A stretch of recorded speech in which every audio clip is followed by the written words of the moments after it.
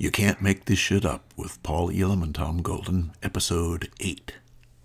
Welcome, everybody. This is number 8. You cannot make this shit up, and trust me, you can't make this shit up. We're going to prove it to you today. With me today is Paul Elam from An Ear from In, and we also have a special guest with us today. You know, we've said all along that if you have ideas about stories to share and you want to come on and talk about that story, we'll have you on with us, and this is one gentleman who's done that. It's Rob Tierney from Australia. And Rob actually has some interesting history with men's stuff. He initiated the event called Jumping for Men and Boys, which was skydiving, a fundraiser for male suicide. So kudos, Rob. You know, we hear a lot from feminists about men never do anything. All they do is complain. Well, Rob fucking did something. So good on you, as I think they say in Australia. And Rob also has a history of being an air traffic controller. And so actually our story today, the first story, is about an airplane. And Rob sent that in. Rob, you want to start us off with this one? Yeah, I came across this article via the Justice for Men and Boys news feed. Basically, air rage, woman 43 who drunkenly attacked cabin crew and passengers, forcing pilot to turn back to Heathrow, spared jail. And I noticed in the article too, she was banging on the exit door. Not a real good idea to blow the exit door off at altitude. And I know from Australia, from my history, you threaten the safety of an aircraft, you make bomb jokes and stuff, you're probably looking at 10 to 20 years in jail. Yes. And the other thing was the aircraft's turned around. That's thousands of dollars a minute. I think there were over 200 passengers on board. All their planes screwed up. They had to stay overnight in Heathrow.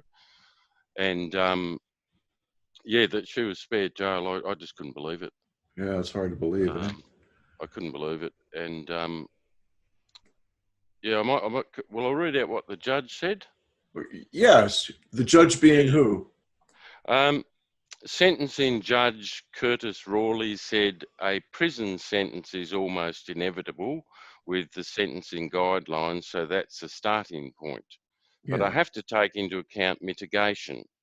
You take anti-anxiety medication for a diagnosed panic disorder.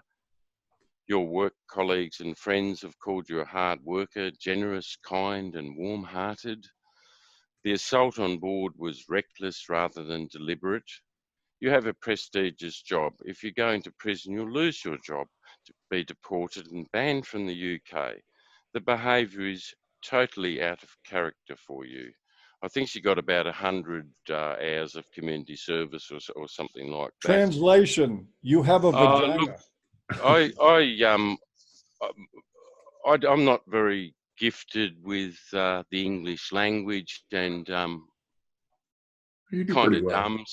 So here's the translation from the Justice and Men and Boys news feed. Yeah. Sentencing Judge Curtis Rawley said a prison sentence is almost inevitable with the sentencing guidelines, so that is a starting point. But I have to take into account mitigation. Being a woman is sufficient mitigation in itself, obviously. However, for the sake of appearances, I'm required to come up with some shit to explain why I won't be giving you a prison sentence. So here you go. You take anti-anxiety medication for a diagnosed panic disorder, blah, blah, blah. You know, have to come up with some shit. Yeah, that's about right. It's crazy, isn't it? Can't make it up.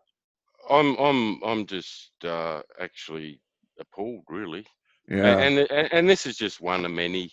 And this is a woman who, in the middle of the flight, apparently she was fighting with people. I mean, she was kicking and hitting people. Apparently a nurse came to help her, and boom, she kicked her in the gut. It's like, and then she was banging on that door. It's like, this woman was really going nuts. This is not like someone who's just annoying. This is somebody who was endangering the lives of everybody on the freaking plane. Let me throw something else in here too. I mean, I think it's remarkable, absolutely remarkable, that nobody got up and punched her the fuck out. Yeah, really. I mean, I'm serious. I would have. I mean, people can get mad at me for saying that if they want to. But if I've got somebody that's out of control on an airplane and pounding on an exit door and is at risk of having that thing fly open and sudden decompression of the entire cabin, I'm going to get up and punch them the fuck out. Yeah. Man, woman, child, I don't care. Yeah. That sort of thing has to be stopped. And I guarantee you, I mean, I don't know if there was an air marshal aboard that flight. I don't think the article said anything about that. Right. No, it doesn't seem to there be. are sufficient flights without air marshals. But I really believe that given the fact that this was a female, it was a reason that it wasn't brought under control right there. Yeah. On the spot. Yeah. It's the only At reason. the very least, somebody could have tackled her and put their knees in her back Yeah. Yeah. to get her under control. Yeah. But, you know, it's amazing. A plane load of people will die in order not to inflict any kind of, you know, harm on a woman, even one that's trying to kill them. That's a good point. Yeah, it is a good point. Crazy, crazy. Crazy, so crazy you indeed. can't make that shit up. You cannot make that shit up. And Rod told me a story about his air traffic controlling days that I don't think you can make that up either. Rob, can you tell people that story, or is it not okay to say it? Yeah, no, that's okay. Look, it was a female air traffic controller, and she ran 2 aircraft nose to nose at night. Now, what does that mean, nose to nose? What does that mean? Same. Oh, okay. Yeah, it didn't sound good. No, not good.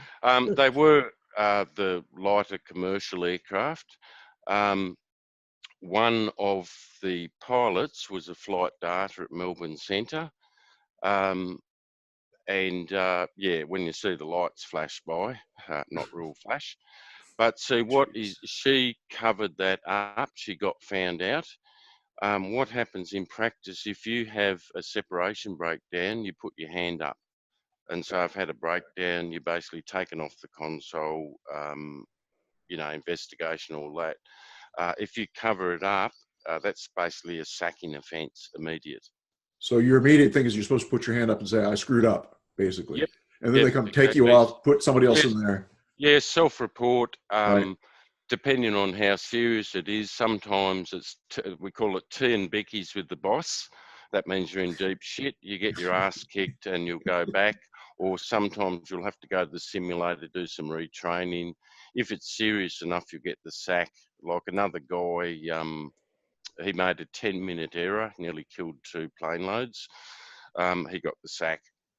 So, you know, some of those screw-ups are, basically you're out. So what happened with this lady? Look, she got to keep a job. Yeah. I think she might have got some retraining or something like that. Yeah. But I don't know if they had official gender quotas, but I know at my training, substandard females were getting pushed through.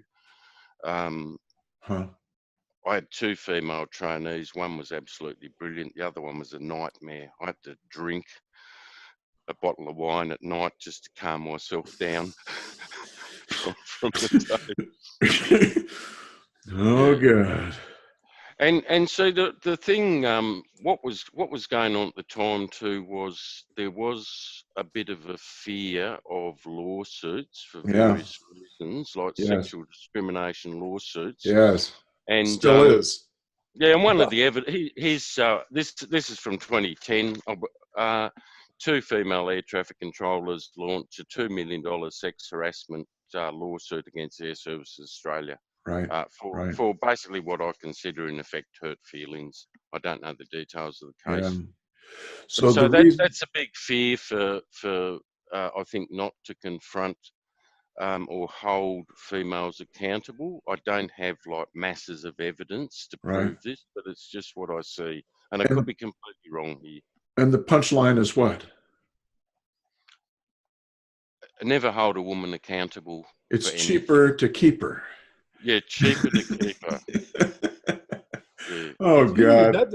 That's a familiar ring to it. Yeah. Oh, well, Rob, thank you very much for being with us today, man. It's good to see you. Yeah, thanks, Tom, and thanks, Paul. Yeah, thank you. Good to see you. Enjoyed talking to you. You take care. Okay, see ya. There we go. Okie doke. All right. Cheaper to keep her. Paul, what do you got? What's your first one? Well, Gosh, man, coming off of that crazy bitch story, I guess it's only appropriate to come up with another crazy bitch story that you Absolutely. can't make up. Cannot. And this one involves a crazy bitch in Paris. Ooh. And she was playing her music apparently really loud in her apartment building, and it was bothering somebody. And this guy tried to talk to her about it to get her to lower the music. And instead of lowering the music, she burned the building down and killed 10 people. Holy crap.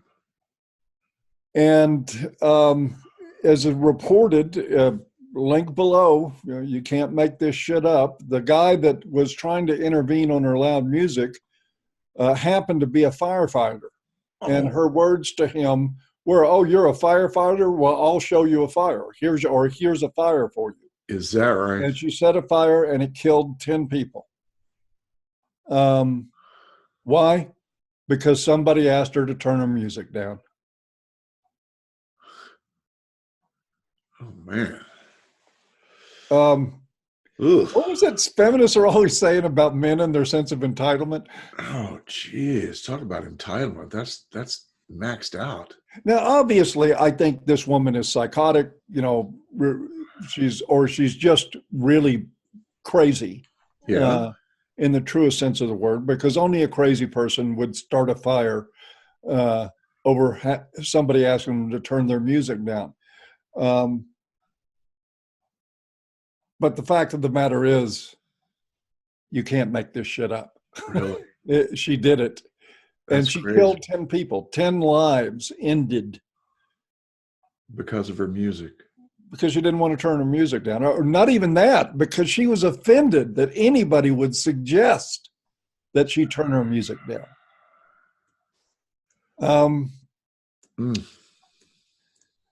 I want to crack a joke. I know. And I can't with 10 dead people. I know. It's bad. It's horrible. But anyway, for those of you interested, the link is below. You can read all about it. Yeah, I think it's worth noting, Paul, that you first sent me an article about this to suggest that this would be an article we do. And when I read through the article, it didn't say one word about this woman's motive or what she did or said or anything. Either they had not printed it to begin with or they scratched it out before I got to it. So I'm laying odds. And the thing is that I had found a different story that did mention her motive for doing it. Yes. And there's a couple of them that do mention it. But and you'll find one link below that yes. mentions it.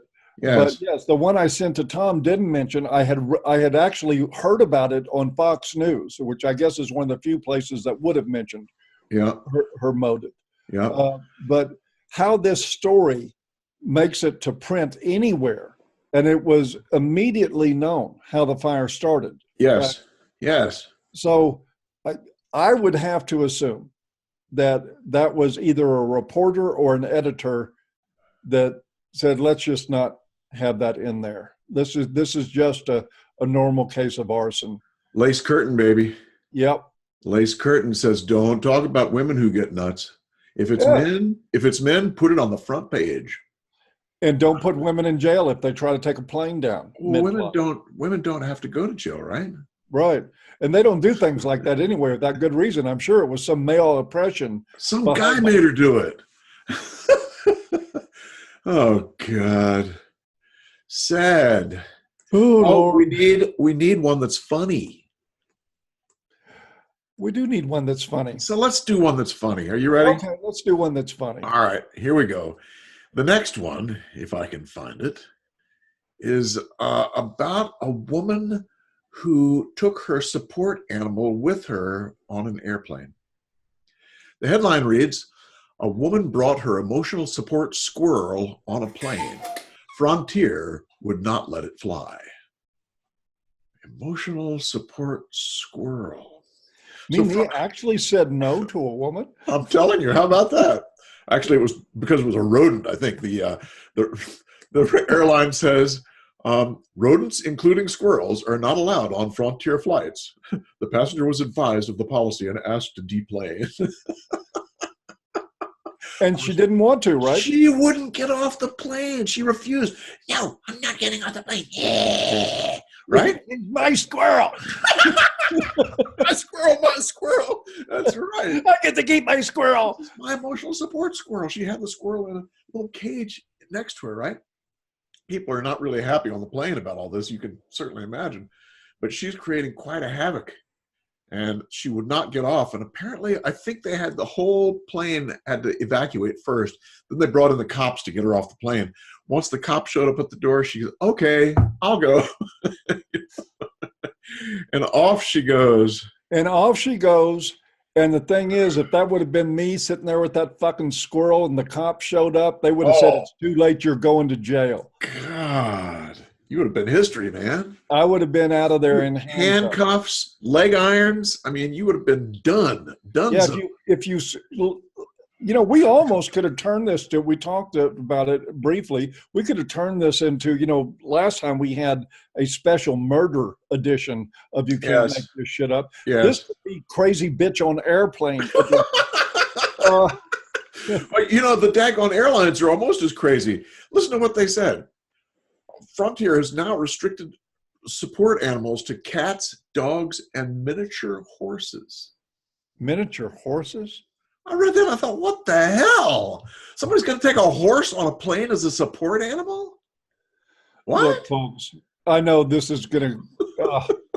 Now, maybe that, Paul, I may have gotten that wrong. That may be from the Disabled Persons Act or something like that. That may not have been Frontier. But somebody said that emotional support animals are cats, dogs, and miniature horses. I don't get the emotional support animal on a plane thing anyway. I'm sorry, I really don't. Now I understand, and I'm a person who hates to fly. Yeah, I like, man, just give me a Xanax and a scotch and I'll fly. I hate flying, and I love my dogs.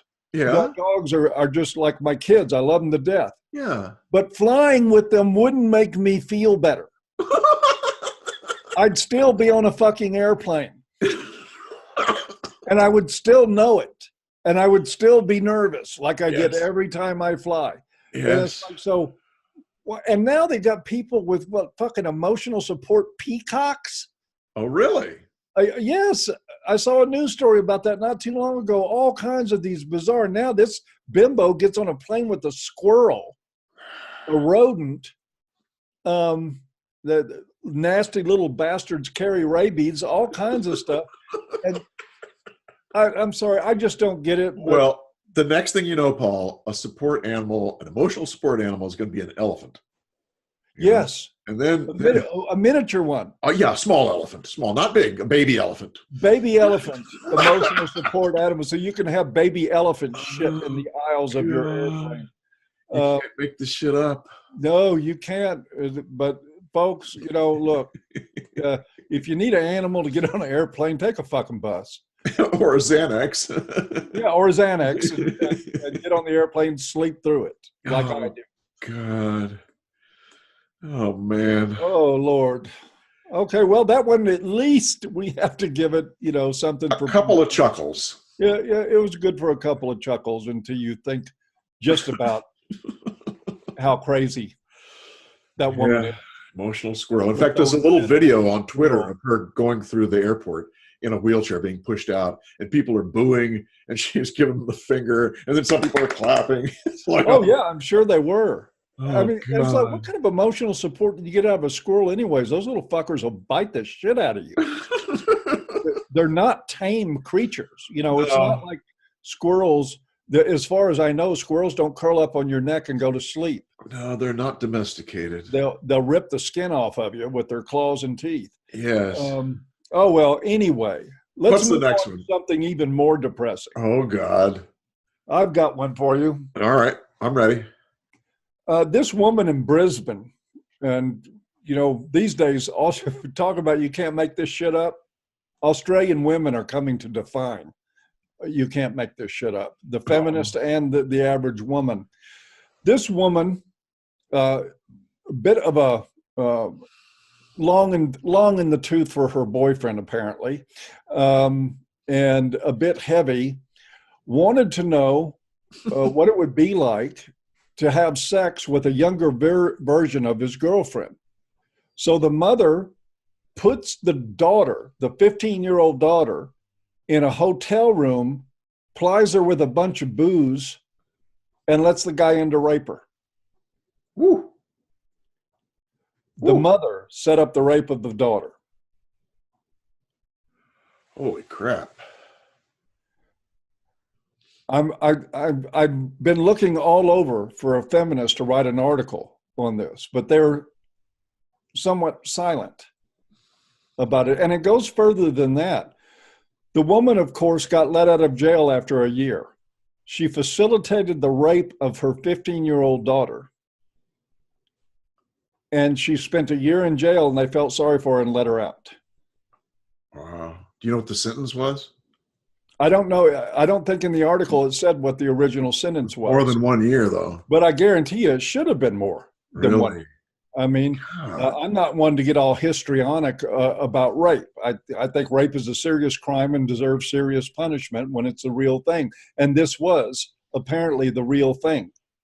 And the best she could do, she came out of prison calling her daughter a slut. I mean, this is just really a garbage woman, a garbage human being. That's making her look good. But this one, as far as you can't make this shit up, one, I don't see how you could make up a story about a mother that facilitates the rape of her 15-year-old daughter, although I guess I shouldn't be too surprised about that. Inconceivable.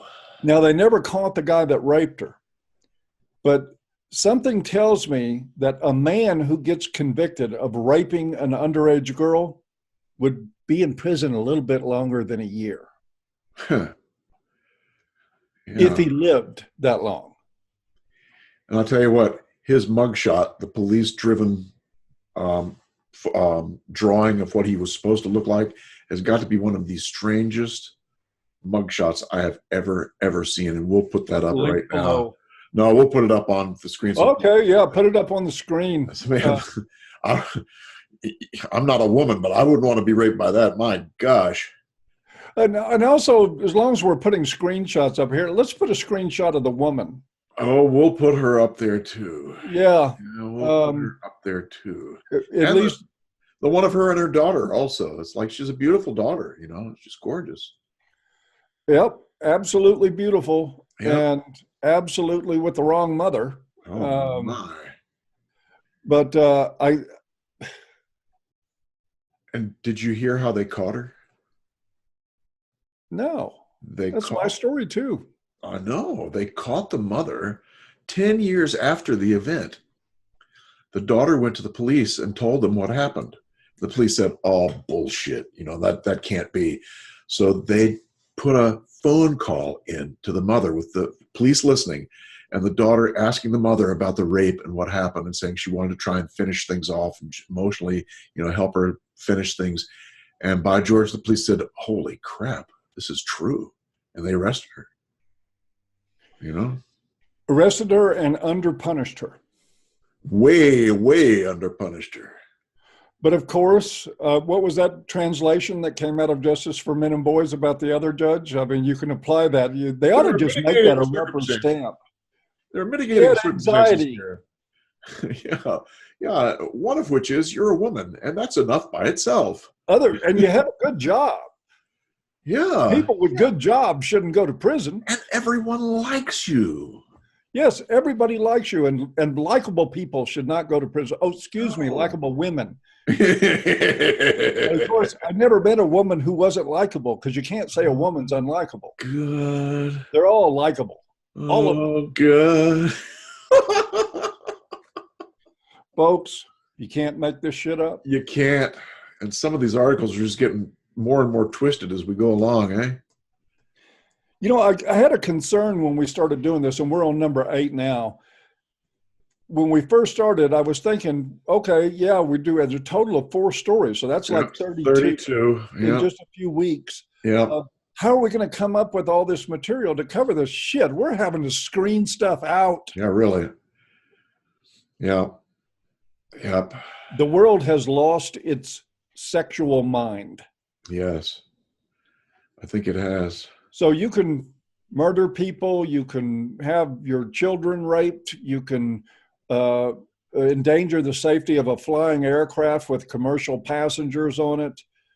You can do all kinds of things as long as you have a vagina. I was going to say just that. Yep. All you need is a vagina and you're good to go. Pussy pass, folks. Yeah, boy. It was good then, it's good now. Redeemable at almost any court in almost any country. It's sad but true, Paul. Sad but true. So are we about there? I think we're about there. I think we are. It's been a strange one today. It's been a strange one. It's been a strange one. That's okay. Yeah. And please, guys, if you come up with stories, send them to us and be on with us if you want to. It was fun having Rob here and look forward to other guys that want to come on. It was fun, and it helps spice things up a little bit to have a little variety, additional people on. So if you're in Tom's audience or my audience, or if you're a crossover between the two and you can't make this shit up and you want to come on and chat with us about how crazy it is, we would love to have you. And I must say that I get a number of suggestions for stories, and people say, no, I don't think I want to be on. And I can really understand that because, man, absolutely. If you put yourself out there. Well, we could always put you in blackface. Oh, nobody would know you then. Okay, Paul. Okay.